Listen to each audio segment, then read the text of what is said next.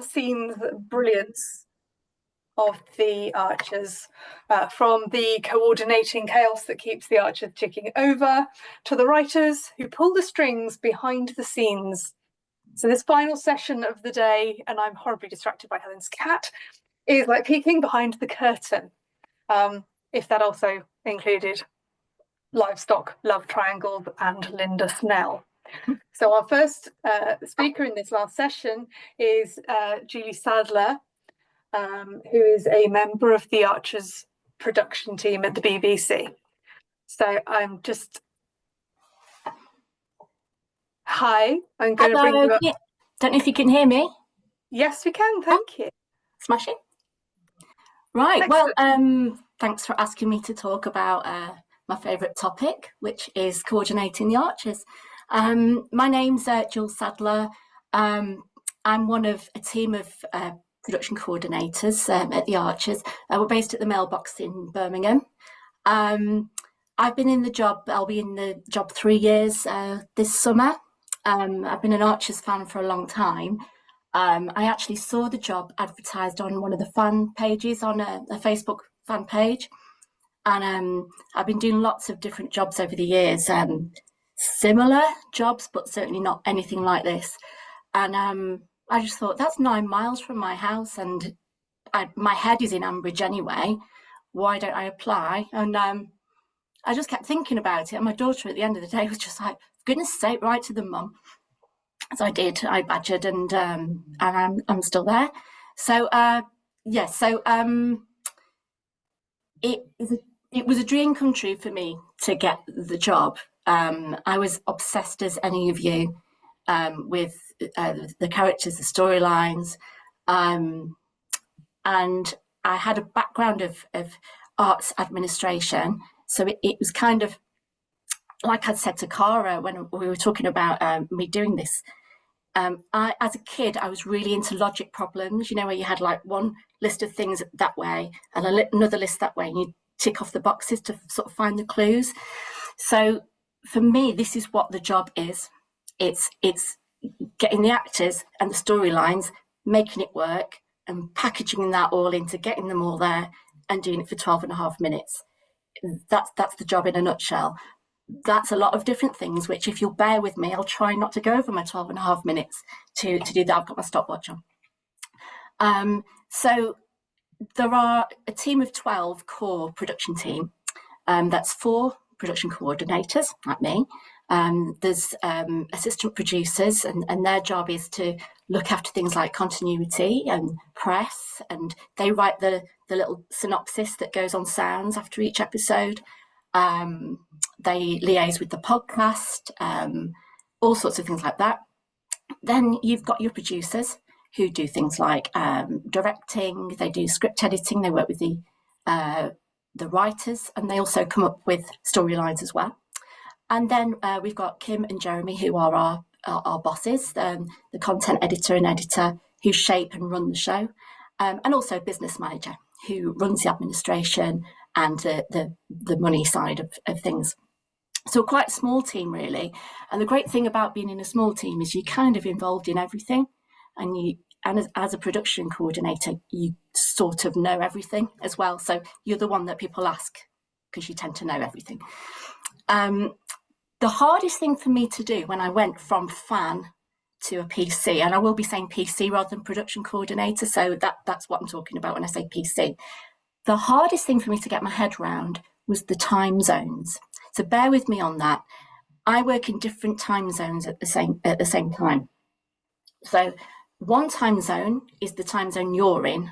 So real Archers time, Ambridge time of the episode we have just listened to or are currently listening to. We've got next week's time zone. We've got the next studio, or the studio, which is something you'll hear in 4 to 6 weeks. I've got my casting time zone, which is what I'm booking people for in 8 weeks. And then I've got my long-term time zone of stories that are happening in 12 weeks or further on. So that was the hardest thing for me, was which time zone am I in? Where am I? Where the hell am I? So that is the thing that I'm constantly going between different time zones. So the production coordinator role is the role that's closest to the actors. So our job is to work with them to get them in, to record what we need, and to be that liaison, keeping everybody happy and just keeping everyone up to date.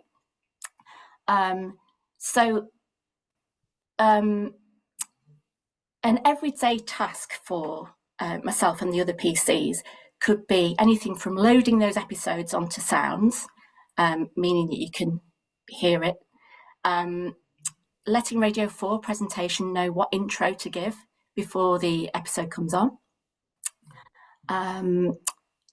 and even things like there is a central system that loads everything we've done, who's been in every episode, what music was used in the tea room, who directed it, who every single little bit of data, all that data goes into a central system as well. So we have to make sure that that's absolutely accurate. How many seconds was the episode? All that sort of stuff, that's all loaded as well. And we also keep a very accurate version of the script that was broadcast. So, for example, you've got your script and it will, and I'll explain in a minute, it might obviously be a different length by the time it's recorded. And so we listen back to it, make any adjustments on the script, and that is passed through to our assistant producers so that when they put that into our archive, that it is accurate to what was broadcast. So I was trying to think of a really good example for this. And one of them that I couldn't get my head around was, I'm guessing after Jazza and Tracy's wedding, and there was an episode where Harrison said, "Oh, good morning, Mrs. McCready," not McCready, McCreary. And I was there in the studio and I distinctly heard Tracy say, "Oh no, Harrison, I'm keeping the name Horrobin." And he went, "Okay." And then when it came to doing the checking the script, he said, "Oh, good morning, Mrs. McCreary." And then it went on to the next scene. And I thought, hang on a minute, we had to cut that line. So I know that she's still keeping the name Horrobin, but you don't know that. But it did happen. And that reminds you that a hell of a lot happens that you don't hear. So if there's any gaps where you think that hasn't been mentioned, they haven't rung the water board, they have. It wasn't interesting enough for you to hear. There's a lot of admin goes on in Ambridge that you don't hear because it would be so boring if we heard every single child safety check that went on or who's applied for what licenses. We'd love to fit it all in, but it just would be a very, very long episode and very dull. So little things like that are in my head thinking, I'm sure I heard this recorded, but it didn't make the cut. And I would say that's actually one of my favourite things as a PC and a fan, is that I hear like the director's cut. I hear the full version. And sometimes that's why I'm scratching my head thinking, I'm sure we covered this. No, it's on the cutting room floor. So so that's part of the job as well, keeping an eye on what went out and what didn't. So the Archers work on a 4-week pattern. So the same jobs are done every 4 weeks. It's tried and tested method over 74 years. And so we don't try and mess with the method. We have 1 or 2 weeks off at Christmas, but apart from that, it's ongoing, it never stops. And when I first got the job, my son said to me, what season are you on? As a teenager would say, what season are you on? I was like, 1, I guess. I think we're still on season 1. Actually, they did correct me when I went in and they said, technically season 2 because of lockdown. I was like, okay, we're on season 2. So it kind of never ends. So you have to, as part of the team of PCs, is making sure that hamster wheel keeps turning. There's no time for stopping. So we have to just make sure that holidays and everything like that is smooth. We don't want anything getting in the way of it. So a big part of week 1 is the availability for in 2 months' time, or 3 months' time. So a lot of my job is Dave, our script producer, our story producer, will give me a list of 30 or 40 actors and say, right, these are the stories I'm thinking of. See who you can get available. So my job is to go through, find out who's available. Obviously, all these actors have got other lives going on. They've got theatre tours, they've got having babies, they're having operations. There's lots going on, and holidays. They've got everyday life as well. So my job is to plot them and when they're available against Dave and the other producers' stories. And it might be that somebody's in theatre, so he thinks, well, that's a really, really good story. Okay, we'll move that on to later in the year or when we can get them.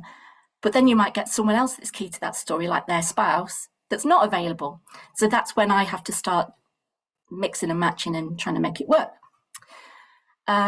So the other thing that we do in week 1 is that we have our monthly script meetings. So the 4 writers who are writing the next pack of stories will meet with the production team and whichever PC is involved at the moment, and they go through the stories they'd like to have. And they might mention a character that didn't come up before, and I'll say, sorry, they're having a baby next month. Oh, okay, we can't use them. It's that sort of thing. So I sort of flag anything that might scupper a story. And the other thing we do in week 1 is one of my favourite times of the month, which is script day.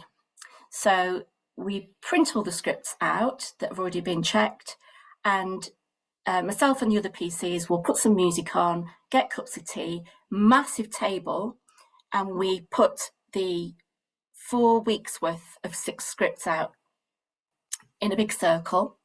And then it's a bit like, on Countdown, when they get 1 from the top, 2 from the bottom, blah, blah, blah. And so you might say, okay, let's say Louisa playing Helen. Okay, she's got a Wednesday and Friday from week 24. She's got a Monday from week 25 and 3 episodes from week 26. And she's all of the episodes from week 27. So I'll go around the table collecting those, collect. So you could have 1 script, or you could have 14 scripts, all shove them in the bag, in the envelope, sorry. And then we also put in a newsletter from Jeremy to all the cast to let them know the big stories of the month to look forward to, welcoming any guest visitors or new actors. And we also put something in called Beyond the Bypass, which is what is happening to your fellow actors outside of The Archers. So things they might want to see them in, theatres they're in, or when to watch them on telly, or for example, Katie Redford, who plays Lily, has just had a play on Radio 4 a couple of weeks ago. So it's letting people know to listen to that. And it was excellent. So if you get a chance, please listen. So we send all those out, and then we just kind of collapse in a heap because it's such a big deal for your head to make sure that everybody's got the right script. They all get out, and then we kind of reset, ready for the next week. So the week after that, week 2, that's a busy admin week. So the script writers who were at last week's meeting give us a very detailed synopsis of scene by scene what they're going to be writing and which characters they'll be using. That helps us as PCs know who we're going to cast, who we're going to say you're in the next pack. So what we'll do is start casting them and also try to get a schedule together. We would absolutely love to record in order, but sometimes due to availability that just can't happen. So you might have, I don't know, a Monday from 1 week followed by a Friday from the 4th week, and that's quite difficult obviously for the actors and everything, but sometimes there's no way around it, and we try to keep it in order, but sometimes we have to be a little bit fiddly and mix it up a little bit. So in the 2nd week, it's a lot of booking the actors, getting them paid and sorting out all the sort of logistics of all that.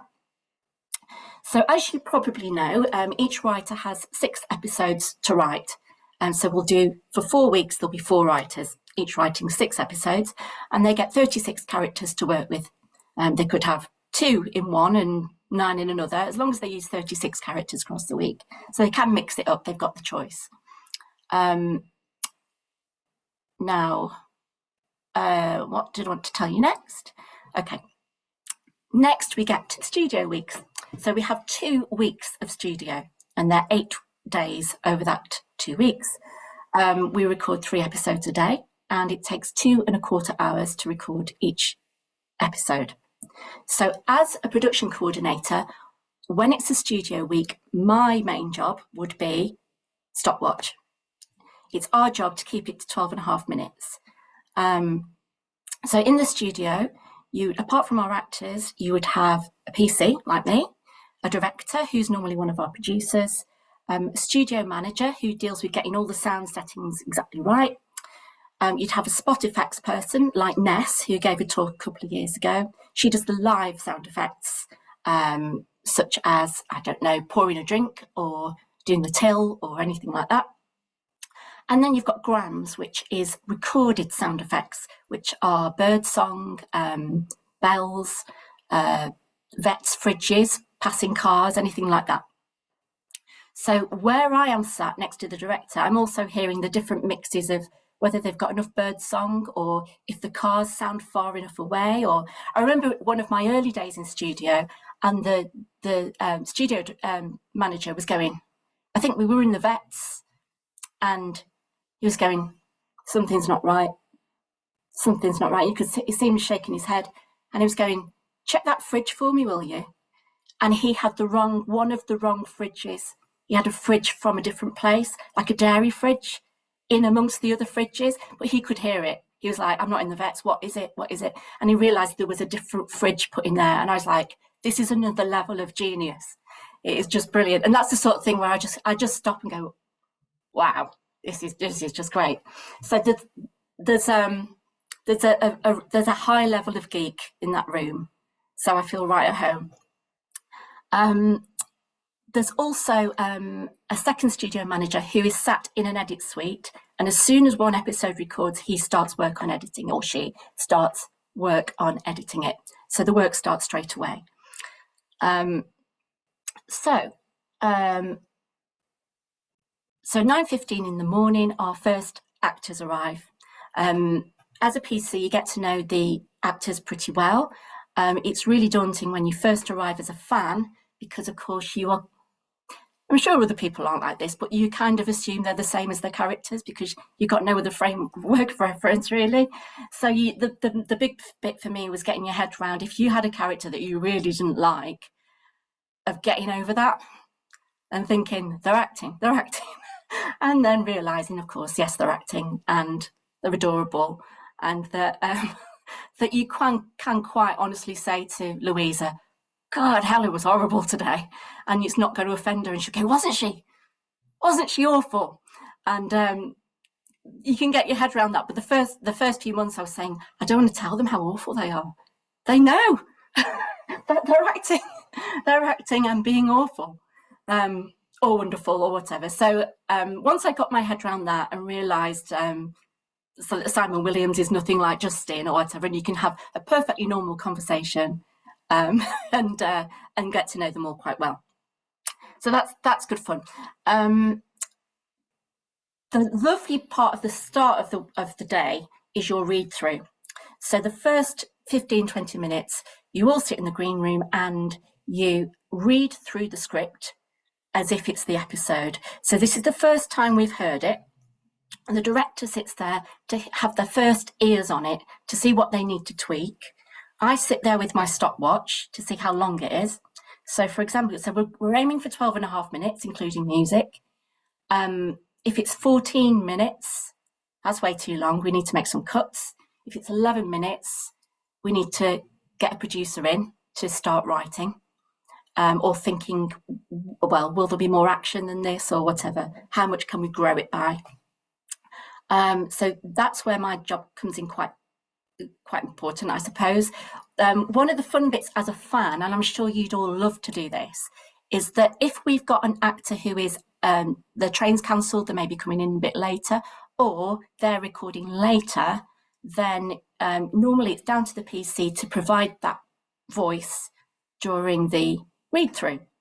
So because I'm always first to put my hand up for this sort of nonsense, they'll say, right, Jules, could you be Henry for this one? Or could you be Hannah? Or could you be Linda? So that's not just a case of reading the script. You've got to read it out as they would not their accent, but their pace, because don't forget, I'm recording the timing of it. So if I was reading in Helen, I would speak quite fast because she speaks quite fast. If I was reading out as Neil, I'd slow it right down because Neil speaks really slowly. So I can never quite do the accent. I'd give it a go, but that usually just distracts everybody. My favourite bit of reading in was a day when Helen, that plays Hannah, there was an accident on the motorway, so she said, I'm going to be about 20 minutes late. No problem at all. I'll read you in. But it was that fabulous episode where the sausage roll was found. And so I had the absolute privilege of bollocking George because I found the sausage roll. And that was great fun because I hadn't actually read the script before that. So I was just, as I was reading it, going, oh my God, this is great. So that's great fun. That's the sort of thing that you never imagine that you'll be doing. But of course, you never broadcast. You're just doing it behind the scenes for the timing. So that's good fun. So next, everybody's into studio. And then I am timing and recording the length of every single line so that I keep accurate timings for the director. So I'm listening to every take and timing it, writing it down. And I do it on iPad. I use iPad, or you can use paper. And then after every take, I let the director know if the episode has shrunk or grown. We need to know exactly where we are with the timings to get as close to that 12.5 minutes as we can. And on we go. And then we record 24 episodes over those 8 days. So 3 a day for 8 days with a gap in the middle. I'd normally personally be in studio, say 2 or 3 of those days. The next thing I'm going to tell you is, so the other thing that we do during this week is sort out the logistics for the next studio. So as you know, we've got a wide range of ages of actors. So this could be anything through booking a chaperone for one of our child actors to making sure that our older actors are absolutely looked after and make sure that that a 92-year-old is as comfortable in the studio as a 30-year-old that can sort of get them there themselves. So the other really special part of having people like Paddy that plays Jill in studio is for that waiting around time when I'm getting her a cup of tea, I am badgering her for stories of her all those decades in studio. And that is a really special time because I'll get some of the Archers books out and say, what happened here? And you really hear all those stories and you just think, oh, I wish I could record this right now. But of course, it's some of the stuff they probably would want to get permission. So it's kind of like, it's some of those stories I wish I could capture sometimes because you just would never get them. They're just off the cuff remarks and you're just thinking, this is part of history and it makes you really proud to be part of history. Anything else I can tell you? We deal with any queries, child performance licenses, team nights out, and basically anything the cast needs, they come to us and say, can I do this? Can I do that? How do you feel about this? So that's our job as well. So in summary, oh gosh, I have been going a very long time. I'm so sorry, Cara. And just look at my stopwatch. That's terrible. In summary, I personally think as a fan, this is the most fun job I could have on the team because I've got no pressure to write any stories. I can come up with a story if I want, but they can quite happily reject it and it doesn't matter because that's not my job. But we get to know everyone. We're there in studio and you feel like you're in the centre of it. I'm so sorry for overrunning, Cara. If anyone's got any questions, if you want to make it quick. It's absolutely fine. It's fascinating. It's absolutely fascinating. And there are a lot of questions. There's a lot of chat in the chat about this. And also a request that you write a book. Yeah, I'd love to. When you're not busy doing absolutely everything else, you can write a book. If you're happy to answer the questions in the chat, then let's do that. And then if I can invite Philippa to come to the spotlight.